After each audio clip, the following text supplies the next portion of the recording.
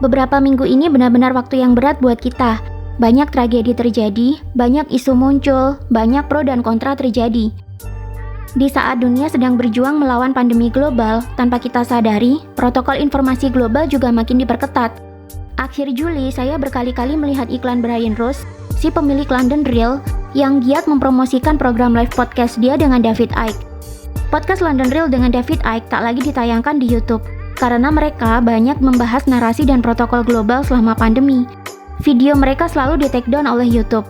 Bahkan Brian Rose juga mengaku video mereka juga di-ban dari beragam platform sosial media lain milik globalis, seperti Twitter, Facebook, dan Instagram.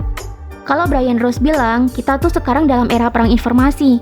Kita diatur apa yang boleh dan tidak boleh kita baca, apa yang boleh dan tidak boleh kita dengar, dan apa yang harus kita bicarakan. Semuanya diatur oleh para globalis. Pemerintah hanya nurut saja aturan globalis. Semula saya mengira hal tersebut hanya terjadi di dunia barat, di negara-negara maju seperti di Inggris dan Amerika, di mana memang di negara ini rakyatnya sangat getol menyuarakan kejanggalan-kejanggalan selama lockdown dan proses mereka dikarantina di rumah masing-masing. Sampai-sampai ada yang demo segala, tapi ternyata itu tak hanya terjadi di dunia barat. Saya rasa protokol pengetatan informasi telah diberlakukan secara global. Ini benar-benar saya rasakan pada YouTube channel saya sendiri. Semakin lama, semakin banyak video saya yang di dolar kuning alias dilarang menampilkan iklan. Video yang membahas soal blundernya sosial media dan YouTube tentang pengetatan konten, video tentang wawancara Ibu Siti Fadila Supari, video tentang sejarah Zionis dan perang Israel-Palestina, bahkan sekarang video membahas soal Lebanon pun dilarang menampilkan iklan. Dengan melarang menampilkan iklan tentunya akan menjadi tekanan untuk para konten kreator. Kita jadi berpikir dua kali untuk membuat video yang bahasanya menyinggung isu global. Walaupun data-data dan bahan video dapat kita pertanggungjawabkan kebenarannya, tapi pada akhirnya semua tergantung oleh pemangku kebijakan, tergantung oleh pemilik platform. Mereka yang menentukan konten mana yang boleh dan tidak boleh dikonsumsi oleh masyarakat global. Cara mereka menghentikan distribusi iklan adalah salah satu cara mereka untuk menekan konten kreator untuk bisa masuk ke dalam jalur mereka. Topik apa yang boleh dibahas secara global? Konten kreator sekarang dilarang membahas topik yang dapat menyinggung isu atau agenda global. Tapi cara mereka melarang bukan terang-terangan, melainkan dengan berhenti mendistribusikan iklan ke channel yang melanggar agenda global. Dan ini tentu saja membuat saya berpikir panjang sebelum menentukan topik apa yang mau saya jadikan video. Makin lama, protokol informasi makin diperketat. Kita benar-benar kayak domba yang lagi digembala. Masyarakat bagaikan domba yang sedang digiring oleh penggembalanya ke suatu tempat. Kita sebagai domba gembala tidak diizinkan melakukan perlawanan. Jangankan perlawanan, keluar dari jalur gembala saja bisa bikin kita dipecut oleh penggembalanya. Ini baru dari segi protokol informasi online, belum lagi yang offline. Dijebloskannya Jerinx ke penjara karena mengkritik ID juga membuat konten kreator ikut terpukul.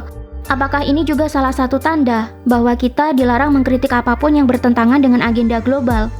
Padahal jika saya lihat dan bandingkan, masih banyak bentuk kritikan lain yang lebih pedas dan kasar dibandingkan dengan kasus Jerinx kemarin.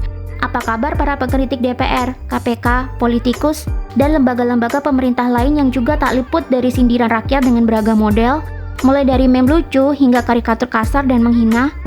Kenapa hanya Jerinx saja yang ditahan dan kasusnya dianggap menghina Ikatan Dokter Indonesia? Mengapa para kritikus politik dan lembaga pemerintahan yang sama kasarnya seperti Jerinx atau bahkan lebih kasar malah bebas berkeliaran di luar?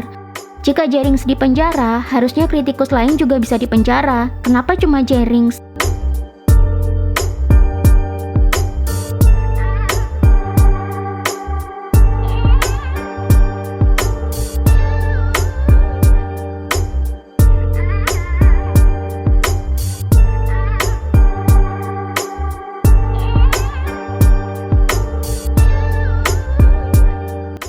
Apakah karena Jerinx telah melanggar protokol informasi global?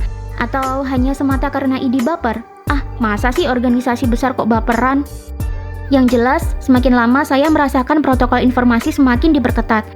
Siapapun yang mencoba melanggar, walaupun dengan cara sembunyi-sembunyi, para globalis tetap tahu, dan mereka dengan mudah mengeksekusi konten kreator yang tidak nurut. Mau tak mau, saya harus beradaptasi. Pesan saya, jangan berhenti mencari informasi. Walau sekarang saya akan berhenti membahas soal globalisasi secara bertahap, masih banyak buku yang bebas beredar untuk kalian baca. Globalis bisa memusnahkan konten kreator, tapi buku belum bisa mereka musnahkan. Terkecuali jika kita bisa membuat London Real versi Indonesia, sebuah media anti-mainstream yang independen dan bebas dari tekanan globalis. Mungkin masih ada celah bagi kita berbagi informasi yang disembunyikan pemerintah dan para elit globalis. Jika kita masih nebeng ke platform milik globalis, ya selamanya kita akan dibatasi. Hanya konten-konten yang sesuai narasi dan agenda global saja yang diberi tempat di sana.